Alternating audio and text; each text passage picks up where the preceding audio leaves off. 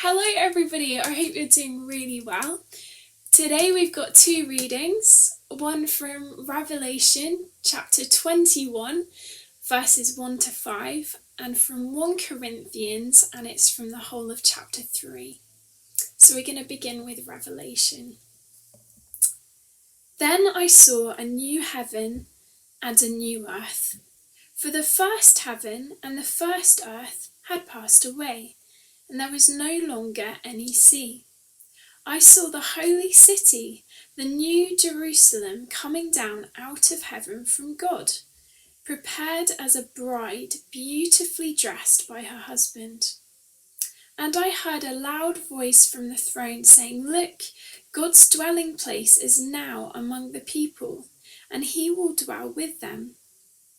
They will be his people, and God himself will be with them and be their God. He will wipe away every tear from their eyes. There will be no more death, or mourning, or crying, or pain, for the old order of things has passed away." He who is seated on the throne said, "I am making everything new." Then he said, "Write this down, for these words are trustworthy and true." And now for our second reading from 1 Corinthians chapter 3. The church and its leaders. Brothers and sisters, I could not address you as people who live by the Spirit, but as people who are still worldly, mere infants in Christ. I gave you milk, not solid food, for you were not ready for it. Indeed, you are still not ready. You are still worldly. For since there is jealousy and quarrelling among you, are you not worldly? Are you not acting like mere humans? For when one says, "I follow Paul," and another yet says, "I follow Apollos," are you not mere human beings? What, after all, is Apollos? And what is Paul? Only servants, through whom you came to believe, as the Lord has assigned each to his own task. I planted the seed, Apollos watered it, but God has been making it grow. So neither the one who plants nor the one who waters is anything, but only God, who makes things grow. The one who plants and the one who waters have one purpose, and they will each be rewarded according to their own labour.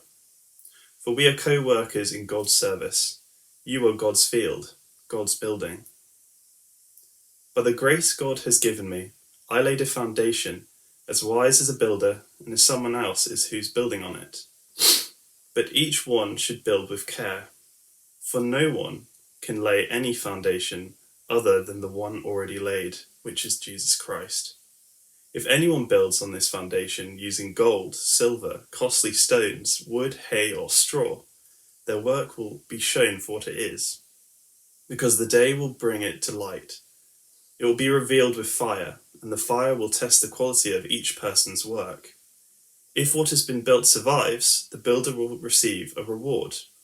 If it is burnt up, the builder will suffer loss, yet will be saved, even though only as one escaping through the flames. Don't you know that you yourselves are God's temple, and God's Spirit dwells in your midst? If anyone destroys God's temple, God will destroy that person, for God's temple is sacred, and you together are that temple. Do not deceive yourselves. If any of you think you are wise by the standards of this age, you should become fools, so that you may become wise. For wisdom of this world is foolishness in God's sight. As it is written, he catches the wise in their craftiness. And again, the Lord knows that the thoughts of the wise are futile. So then, no more boasting about human leaders. All things are yours, whether Paul or Apollos or Cephas or the world or life or death or the present or the future, all are yours. And you are of Christ, and Christ is of God.